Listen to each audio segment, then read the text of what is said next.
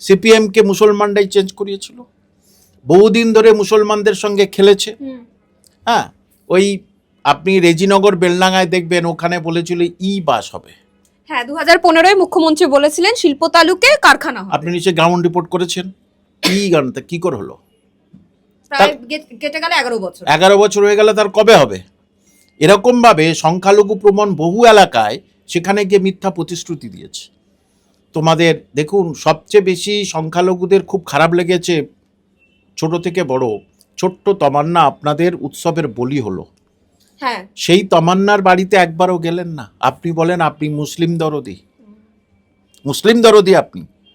এবারে বিজেপি রুখতে মুসলমানরা বুঝে গেছে মমতা ব্যানার্জি নয়, মুসলমানদের নিজেদের এক হতে হবে, এবং সেটা হিন্দু মুসলিম ভোট ভাগাভাগি নয়।